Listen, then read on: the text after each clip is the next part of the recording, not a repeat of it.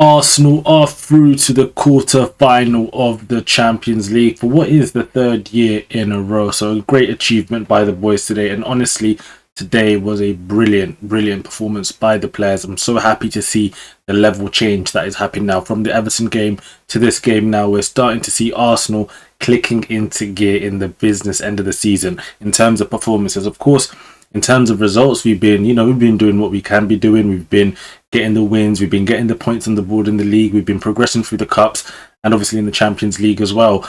But in terms of the performances, a lot of the time, there's been a lot of things that I felt like we could have improved. The pace of the game, the way we're playing, the intensity, the intent.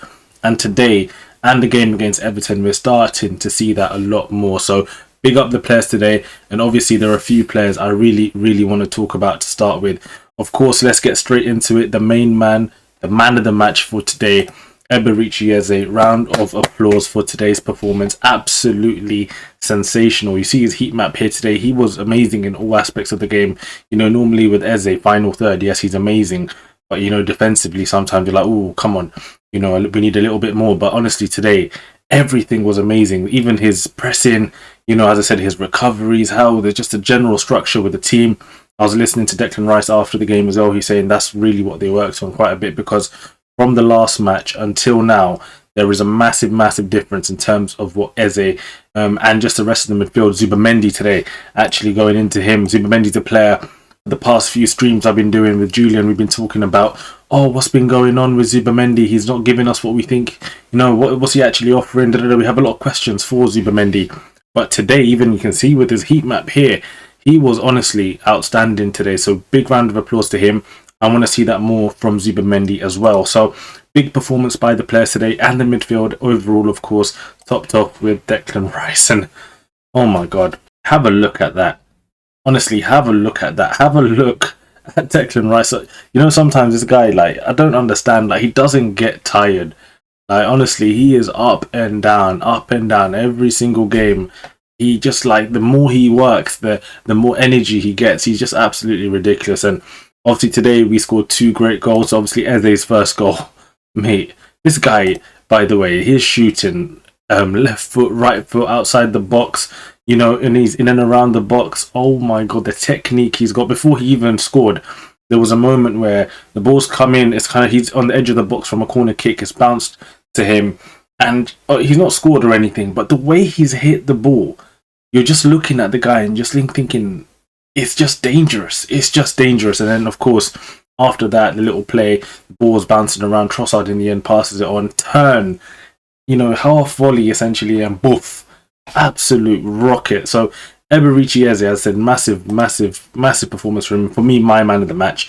And then Declan Rice as well. His goal again, just class. And I'm talking about Ballon d'Or for Declan Rice. Let's get that straight, people. Ballon d'Or. That's what we're going to be pushing in a few months. Once we win the Premier League, the Champions League, we've got the Carabao Cup final on the Sunday and the FA Cup. Let's see what happens in the World Cup as well for England. You never know. Oh, we got a case for Declan Rice, because honestly, as I said, look at the way he's the energy. He does everything in the midfield. He holds it all together.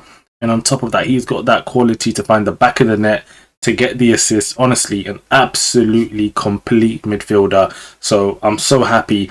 Best £105 million ever spent in the history of football, in my opinion. Apart from that, guys, as always, I have to give a big shout out to our defence. I honestly thought, again, the defence was fantastic today. Ben White, honestly, there was moments today, especially in the first half, he's showing me stuff. I was like, ooh, little pass. I don't really see that pass recently. I've been missing a bit of that Ben White quality on the ball. So it was nice to see Ben White come in into the team. And obviously, I don't think he played for a month. So obviously him coming in, and just being thrown into a Champions League second leg, here you go, perform. Honestly, I thought he had a really good game in terms of that aspect. Second half, he made a few mistakes here and there, but honestly, it's expected with how little game time he's actually had as of late. Hincapi, again, absolute monster on this left-hand side. So yeah, big him up as well, playing against the old team. And then Gabriel, Saliba, Raya. This is the clean sheet is happening before the clean sheet happens, because of these 3. Raya, towards the end of the game, making an absolutely amazing save. So big credit to him. But Saliba and Gabriel, again, really good. Gabriel on his part probably should have scored even at least one header today, but Saliba, so effortless, calm on the ball.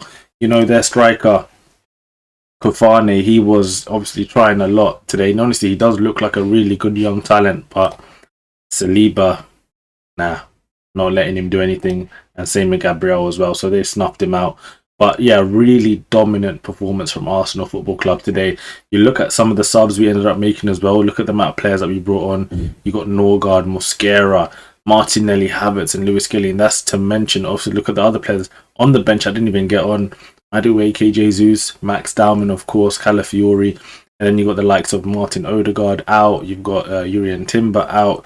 Obviously, Marino's going to be out for the season. But the squad is still so strong. And that's why we're able to challenge on all fronts. But yeah, as I was saying, honestly, all round just a positive performance. And listen, we're carrying the flag for England right now. All the other English teams, the Chelseas, the Man Cities, the Liverpools, are all embarrassing the rest of the league. So it's Arsenal, you know, the so-called boring, worst champions of all time, you know, whatever they want to call us in the media. You know, we're the ones carrying the flag for this country, and we're showing how to play dominant football in Europe as well. So big credit to the boys. As I said, third quarterfinal in a row. We're going to play Sporting now, right? So they managed to make a massive comeback against Bodo. So yeah, we'll be playing Sporting, Gyökeres's old team. Let's see how that goes in the next leg. But yeah, there'll be a lot of talk, obviously, closer to that time in terms of Sporting. But yeah, all in all, honestly, really good performance. And we're carrying the flag, as I said, for this country.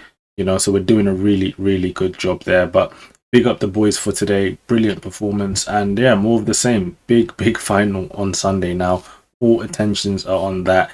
Let's see how we get on against Manchester City. But before we head out, make sure to hit the like and subscribe button, because more and more content is coming on this channel. And peace.